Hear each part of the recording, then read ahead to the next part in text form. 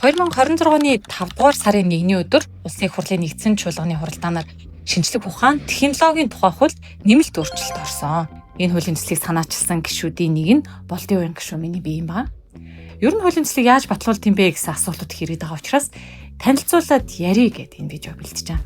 Аливаа хуулийн төслийг батлуулахад мэдээж тодорхой хуулиудыг дагаж бүх процесс нь бол явж байгаа.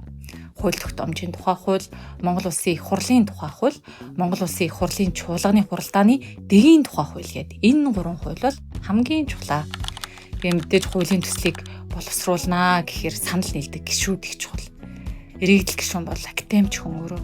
Хос хоёр гишүүн бол шилжүүлэх ухааны технологийн их сургуульд багшилж исэн багш хүн. За миний би одоо шилжүүлэх ухааны технологийн их сургуульд зөвлөх профессороор ажилладаг шилжүүлэх ухааны академи багчуулганы гишүүн хүн ба. За ингээд асуудлыг нь мэдчихсэн, гаргалгааг нь олж харсан. Хууль тогтоомжийн тухай хуулийн дагуу аливаа хуулийн төслийг боловсруулахад 8 судалгааг заавал хийсэн байдаг.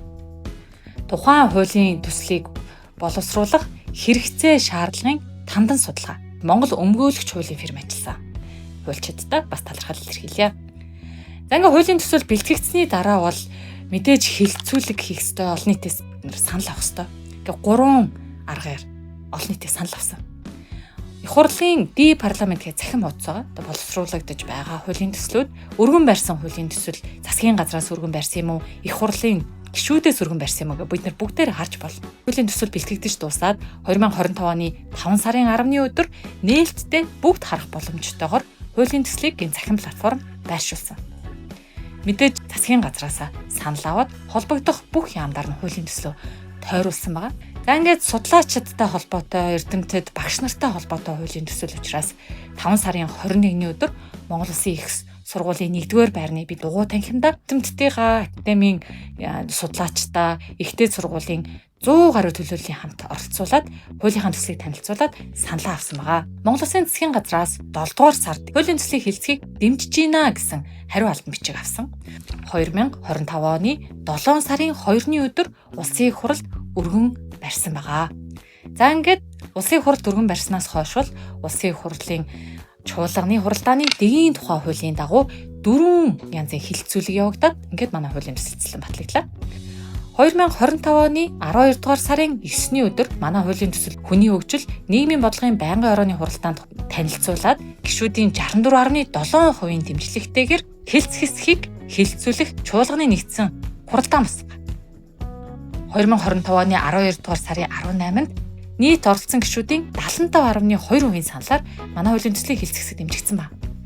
Ингээд анхны хэлцүүлэгт бэлтгэхээр хүний хөгжил нийгмийн бодлогын байнгын ороонд хуваарлагдсан. Тус байнгын орооноос Улсын хурлын гишүүн Зулбахаар гишүүнээр ахлуулсан ажлын хэсэг гарсан. Ажлын хэсэг маш сайн ажилласан. Одоо академийн хүрээлэнгүүдээр явсан, ихтэй сургуулиудаар явсан 2026 оны 4 сарын 15 гэхэд зарчмын зөрүүтэй саналууд ажлын хэсгээс уг хуулийн төсөлд ороход бэлэн болсон. Зарчмын зөрүүтэй саналыг 2026 оны 4 сарын 16-нд анхны хэлэлцүүлгээр Улсын хурлын нэгдсэн чуулганы хуралдаанаар хураасан.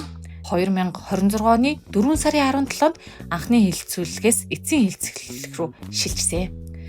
Ингээд цааш эцсийн хэлэлцүүлэг яваад эцлэн батлах энэ хугацаа 2026 оны 5 сарын 1-ний өдөр болж нийт чуулганд оролцсон гишүүдийн 77.8% буюу яг тоогоор илэрхийлэх юм бол 70 гишүүн тэмцснээр шинжлэх ухааны технологийн тухай хууль нэмэлт өөрчлөлт орсон байгаа. Дүгнэж хэлэх юм бол аливаа хуулийн төслийг батлуулах нь өөрөө процесстой. Процесс нь нарийн хууль, тухайн хуулиудаараа зохицуулагдаж өгсөн байгаа. Нүсэр их ажлын араас бараг жил тойрон хилцүүлж байж энэ хуулийн төсөл маань батлагдсан байгаа.